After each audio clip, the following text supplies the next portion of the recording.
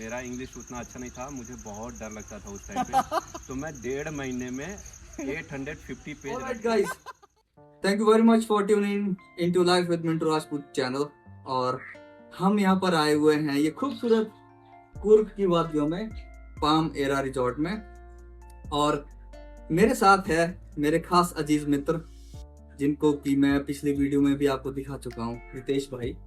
रितेश भाई से जो है मिलना हुआ है अभी 1 साल के बाद, और तब से काफ़ी कुछ चीज़ें बदल गई है इनकी ज़िंदगी में, हम सभी की ज़िंदगी में, और आईटी इंडस्ट्री में खासकर। तो इनसे थोड़ी बात करते हैं। तो रितेश भाई, क्योंकि आपका पिछला वीडियो मैंने जब मेरे गांव में जब बच्चे देखते हैं, लड़के जो कॉलेज वाले देखते हैं, तो बोलते हैं कि यार रितेश भैया से थोड़ी और बात करो, उनकी बातें जो है काफ़ी एक्साइटिंग लगती है। तो ये मतलब पिछले 1 साल में जब हमने लास्ट बात करी थी, उससे अब तक मतलब क्या लगता है आपकी ज़िंदगी में क्या क्या चेंजेस आए हैं, आप क्या क्या नया कर रहे हो, और कैसा सब कुछ चल रहा है, आप थोड़ा बताएं। आई थिंक आफ्टर कोविड तो बहुत सारी चीज़ें चेंज हो गई हैं as a professional, personal as well. क्योंकि प्रोफेशनल में जैसे कि अभी तो आईटी इंडस्ट्री देख ही रहे हो हाँ, कि बहुत सारे चेंजेस हो गए हैं। आई कैन से कि डिफिकल्ट की जगह पे मैं एक्साइटिंग बोलूँगा, क्योंकि ये हमें और अपॉर्चुनिटी देता है न्यू चीज़ें लर्न करने के लिए। तो अभी मैं कुछ और नई चीज़ें सीख रहा हूँ। अच्छा। तो पिछले 1 सालों में मतलब पिछले 1 साल में जब हमने लास्ट वीडियो बनाया था वो वाला डिग्री वर्सेस स्किल, ये तो डिग्री वर्सेस स्किल पार्ट 2 है। तो पार्ट 1 से पार्ट 2 के बीच में क्या क्या चीज़ें आपने नई नई सीखी है, थोड़ा जस्ट अगर आप बताएं in terms of your technical, your professional skills. Technical in the sense, मैं टेक्निकल की जगह पे मैं एटीट्यूड बोलूँगा। मेरा अच्छा। एटीट्यूड अभी भी वैसा ही है। अच्छा। एटीट्यूड इन द सेंस, मैं ट्राई करता हूँ डेली बेसिस पे कुछ लर्न करने का, सीखने का। वाह, और बहुत अच्छी बात है। क्योंकि उसके न्यू स्किल, न्यू टेक्नोलॉजी तो हमेशा ही आएंगी, आज आ रही है कल डेली। अभी तो 1000 ऑफ टेक्नोलॉजी है, हर तीसरे दिन चेंज हो रहा है। तो इसलिए मैं ट्राई करता हूँ अप टू डेट रहने के लिए, क्या नई चीज़ें आई हैं, और ट्राई करता हूँ कुछ सीखने के लिए। ओके। तो आप ये बोल रहे हैं कि आपने पिछले 1 साल में काफी कुछ नया सीखा है, जिसको कि आप अपने प्रोफेशनल करियर में यूज करेंगे। तो क्या वो जो चीजें आपने सीखी है, are they helping you out quite well, और हाउ आर हाँ, यू फीलिंग? वो तो मतलब देखो अभी जैसे अभी एक्सरसाइज करते हो, ऐसा नहीं है कि वो 1 दिन 2 दिन या 4 दिन में आपको इम्प्रूव दिखता है, राइट, आपकी बॉडी में। वो तो एक जर्नी है, और वो जब वो कंटिन्यू बनी रहती है तो आप हमेशा ही अंदर से स्ट्रांग फील करते हो। सेम वे में अगर आप डेली लर्न करते हो कुछ भी नहीं, किसी दिन टाइम मिलता है 1 घंटे पढ़ने का, तो कभी किसी टाइम मिलता है 5 मिनट पढ़ने का, बट वो 5 मिनट भी आप देखो, यस, तो आप उस चीज को मिस नहीं करते हो। बहुत बढ़िया। So guys, take a note of this, learning is a journey, it's not a destination. तो इसीलिए पढ़ाई पढ़ाई नहीं बोलूंगा, लर्निंग कुछ भी हो सकती है। हाँ, कुछ भी, किसी भी टाइप का learning, not only technical, not only professional, I can say that personal में पर्सनल लेवल एज पे वेल लर्न कर सकते हो। ठीक है। तो मेरे से कई इंजीनियरिंग के लड़के पूछते हैं, अभी जब मैं हिमाचल में मैंने कम से कम 6 महीने लगाए, तो मैं बहुत सारे लोगों से मिला, तो मैंने देखा यार कि लड़के जो है ना, मतलब बच्चे पढ़ तो रहे हैं, डिग्री लेके निकल रहे हैं, पर उनको ये पता नहीं है कि क्या करना है। ठीक है। तो अभी अगर उनको रोड मैप बनाना है अपने लाइफ का, तो आपको क्या लगता है उनको, how they can make that mindset, जिससे कि वो अपनी जिंदगी में करियर बना सके किसी भी फील्ड में, नॉट ओनली आईटी? मेरे हिसाब से एक बात मुझे समझ में आती है कि आपका सिचुएशन अगर आपको मोटिवेट नहीं कर सकता तो भगवान भी नहीं कर सकता। अच्छा। ओके, तो फर्स्ट ऑफ ऑल आप पहले कहीं पे भी, नॉट ओनली ग्रेजुएशन और बीटेक कर रहे हो, आप अगर 10th कर रहे हो, 12th कर रहे हो, तो आप क्या अचीव करना चाहते हो? अचीव इन द सेंस आप कहाँ खुश होना चाहते हो? ओके। पैसा कमाना it's not big thing, it's not a big thing and it's not a only thing. अब बहुत ज्यादा डिफिकल्ट नहीं है बहुत सारा पैसा कमाना मेरे हिसाब से, राइट। बट आप कहाँ पे खुश रहते हो मैटर करता है। तो अगर आप प्लान कर रहे हो कि मुझे ये बनना है, वो बनना है, तो अगर किसी को आईटी इंडस्ट्री में आना है, मान लो, तो आपको क्या लगता है क्या करना चाहिए बंदे को? कोई फ्रेश ग्रेजुएट है, ठीक है, इंजीनियरिंग मान लो, इंजीनियरिंग या बीसीए स्टूडेंट है, उसको आईटी इंडस्ट्री में एंट्री लेनी है, तो वो क्या करे? ये बीटेक या बीए भी किया हो, हिस्ट्री भी पढ़ा हो, मुझे नहीं लगता बहुत डिफिकल्ट है आईटी इंडस्ट्री में आना। बिल्कुल। बस मैटर करता है कि अगर आप डेडिकेटली 6-7 मंथ अगर पढ़ते हो, और एक कहावत है कि अगर आप अपनी लाइफ में 6 मंथ किसी भी चीज को आप देते हो तो आप 20 इयर्स सबसे आगे बढ़ जाते हो।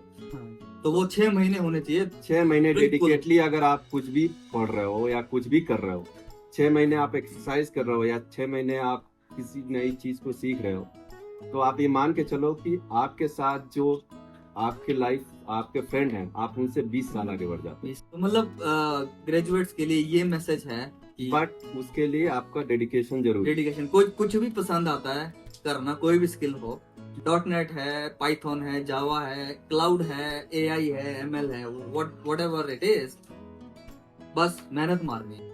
तो आपने बताया कि जो लड़के कॉलेज से निकल रहे हैं उनको कैसे तैयारी करनी है, मेहनत रखनी है, और कुछ जो आप बताना चाहें कि मतलब इंग्लिश का जैसे है, इंग्लिश का सबसे बड़ा हवा है भाई बना हुआ, बहुत गंदा, आपने भी फेस किया होगा, कुछ है याद उसकी जो आप शेयर कर सके? आई थिंक क्योंकि आप भी गांव से आते हैं। हम दोनों ही गांव से आते हैं। हाँ, जहाँ की हम लोगों को इंग्लिश का ABCD भी मतलब हम लोग जब तब सीखे जब हम लोग जॉब करना स्टार्ट किए। बिल्कुल राइट। बिल्कुल। तो मेरे लिए तो मतलब हाँ हुआ मेरे लिए भी था, बट जब स्टार्ट काम करने लगे, फिर सीखने लगे, तो फिर वो उतना डिफिकल्ट नहीं है और उतना हुआ भी नहीं मेरे हिसाब से। तो आपके साथ क्या हुआ था वो थोड़ा बता दो।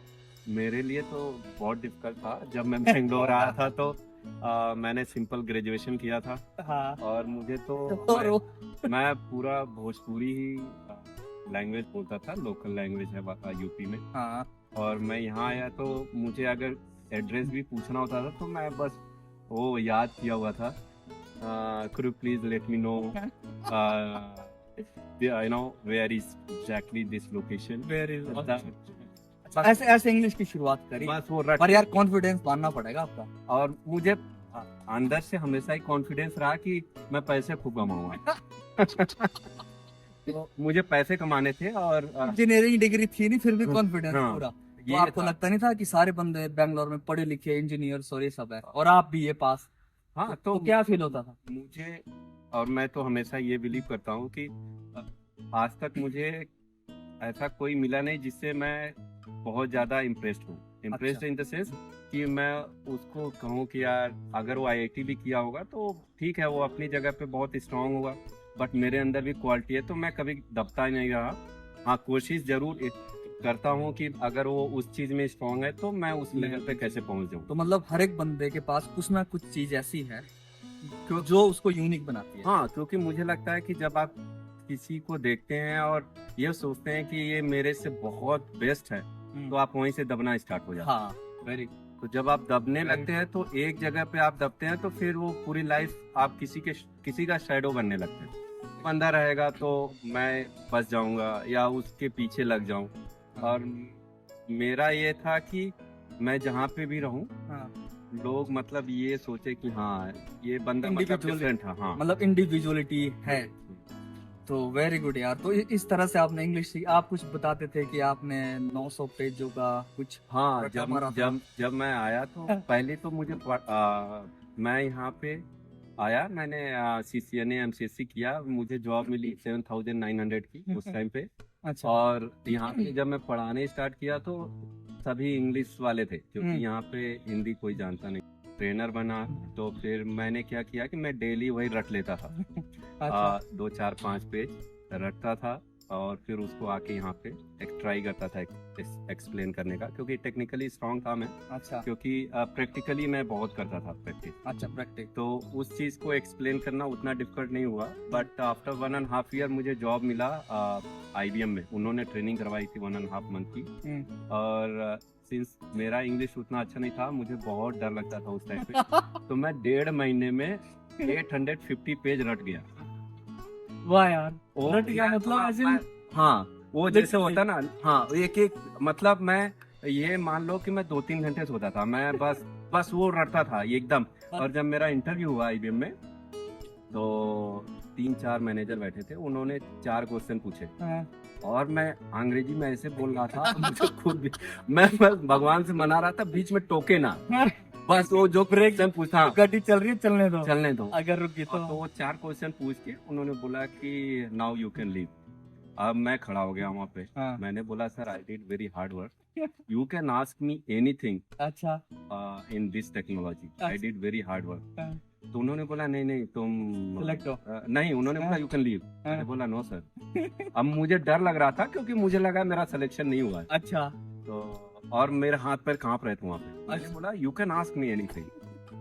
ओके, तो फिर उन्होंने बैठाया मुझे, फिर क्वेश्चन पूछने लगे। अच्छा, और फिर मैं वो 10-15 मिनट मैंने उनको पूरा बुक से जो रट्टा मारा था, जो पूरा एक्सप्लेन कर दिया। वहाँ से उन्होंने इम्प्रेस्ड हो गए वो। ओके। उसके बाद ट्रेजेडी ये हो गई कि 2 हफ्ते बाद मेरे पास कॉल आया कि आपका इंग्लिश का राउंड होगा। अच्छा।